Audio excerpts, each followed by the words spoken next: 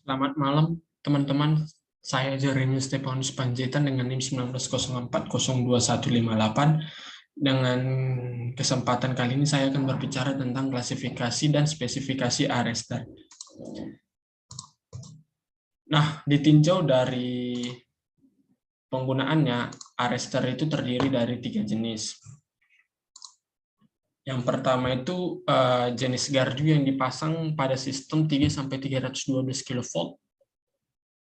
Untuk arus baterainya itu di atas 100 kA, sementara untuk jenis jaringan dipasang pada sistem 20-73 kV, dan untuk arus baterainya itu sekitar 65-100 kA.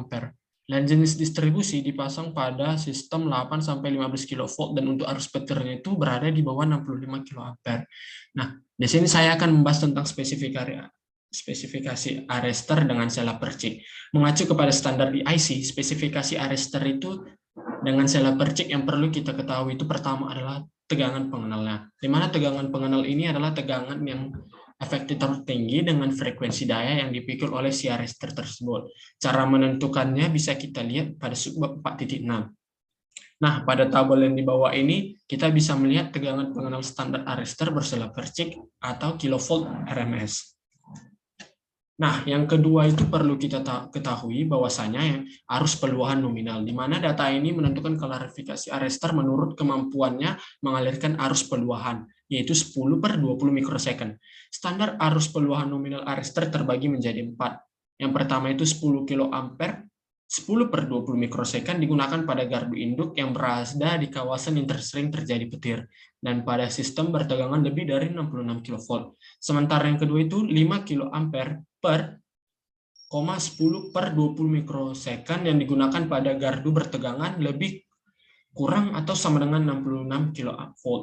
Yang ketiga itu ada 2,5 kA dengan arus peluahannya 10/20 mikrosecond digunakan pada sistem bertegangan lebih kurang atau sama dengan 22 kV. Yang keempat itu ada 1,5 kA dengan arus peluahan 10/20 mikrosecond yang digunakan pada sistem distribusi bertegangan yang sama, yaitu lebih kurang atau sama dengan 22 kV. Yang ketiga itu ada frekuensi pengenal, yaitu frekuensi pengenal ini adalah frekuensi sistem kita di Indonesia, yaitu 50 Hz atau 60 Hz. Ya, kemudian ada tegangan percik frekuensi daya, di mana besar tegangan efektif frekuensi daya ini membuat terjadinya percikan di sela arrester. Yang kemudian tegangan percik impuls petir maksimum adalah puncak tegangan impuls, yaitu 1,2/50 mikrosecond, yang membuat sela arrester itu terpercik atau membuat arrester tersebut bekerja. Contoh, ada suatu arrester yang mempunyai tegangan percik impulsnya maksimum itu 65 kV, kemudian tegangan percik impuls petir maksimum itu berbagi tegangan pengenal arrester katup sela percik yang bisa kita lihat pada kolom berikutnya. Nah, ini adalah tabel 4.3 di mana tegangan persik impuls petir maksimum. Kemudian ada tegangan percik muka gelombang impuls, di mana ini adalah tegangan yang membuat sela arrester terpercik dalam tenggang waktu muka gelombang impuls. Jika tegangan impuls yang ada bisa kita lihat pada kolom 456 dari tabel ini dikenakan 5 kali beruntun, maka sela arrester akan terpercik pada semua urutannya, baik pada tegangan impuls positif maupun tegangan impuls negatif. Kemudian yang G itu ada tegangan persik impuls hubung buka.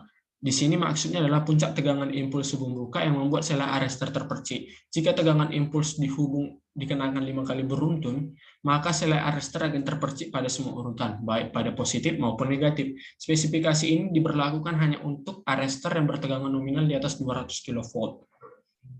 Pada tabel 4.4 ini bisa kita lihat tegangan persik impuls hubung buka. Di sini ada tegangan pengenalnya, kemudian ada tegangan persik hubung bukanya. Kemudian ada ketahanan arus impuls tinggi, di mana suatu arrester itu harus mampu menahan arus impuls tinggi di atas arus nominalnya. Seperti yang bisa kita lihat pada tabel 4.5. Misalnya untuk kelas arrester 10, arus impulsnya itu harus 100. Sebegitu seterusnya. Kemudian ada ketahanan arus durasi panjang. Arrester harus mampu memikul arus impuls berdurasi panjang. Untuk arrester 10 kA, Kelas kerja berat arus durasi panjang sama dengan arus yang diperoleh melalui pelepasan muatan generator arus impuls pada tegangan dengan tidak kurang dari 50% daripada tegangan peluahannya atau VC. Muatan ini dilepas melalui induktansi induktansi rendah dan resistor, tegangan peluahan VC dan nilai resistornya atau FI, dan durasi arus impuls yang bisa kita lihat pada tabel 4.6. Sementara untuk arester kerja ringan, arus dan durasi waktu itu bisa kita lihat pada tabel 4.7. Kemudian ada tegangan sisa. Tegangan sisa adalah amplitudo yang berada di terminal arester saat arester mengalirkan arus petir nominal. Besar arus peluahan nominal arester ini telah diberikan pada butir B di atas. Tegangan sisa harus lebih rendah daripada tegangan sisa standar yang bisa kita lihat pada tabel 4.8. Kemudian ada tegangan dasar atau cut-off voltage.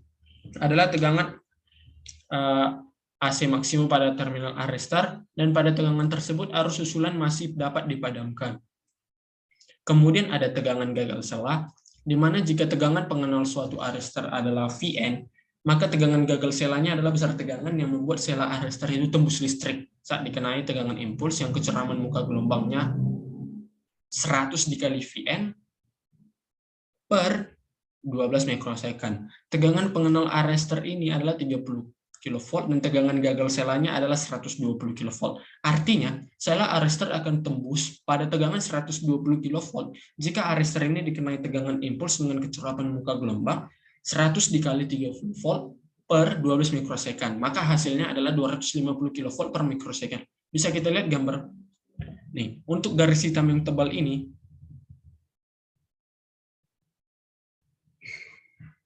adalah gambar tegangannya, tegangan pengenal. Nah, untuk garis putus-putus ini adalah tegangan selanya.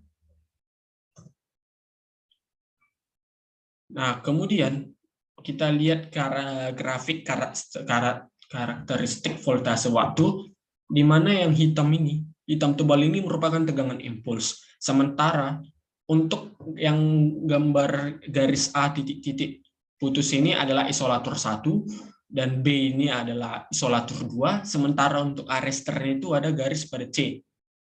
Nah,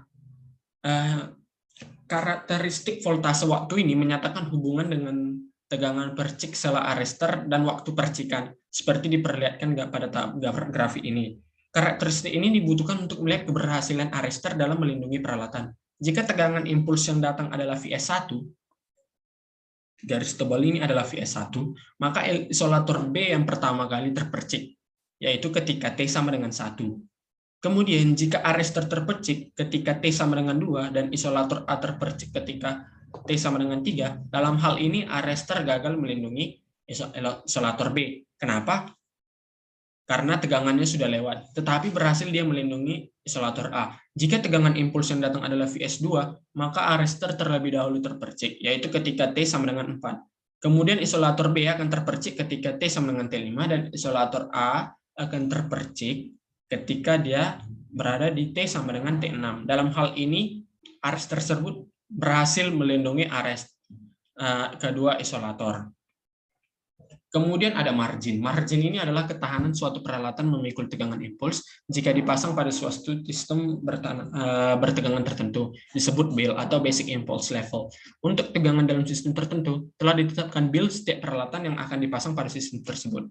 Kemudian arus peluahan maksimum adalah nilai puncak tertinggi arus impuls, yaitu 5 per 10 mikrosecond, yang dapat dialirkan tanpa merusak arester. Arus peluahan maksimal ini dirancang 100 kA untuk jenis gardu dan 65 kA untuk arester jenis saluran. Kemudian ada kemampuan hubung singkat, di mana kemampuan arester itu harus bisa memikul arus hubung singkatnya, yaitu titik penempatan arester atau arus hubung singkat internal tanpa menimbulkan kerusakan. Yang keempat, tingkat perlindungan, di mana tegangan tertinggi pada terminal arester saat arester mengalirkan arus impuls. Sekian presentasi dari saya. Terima kasih.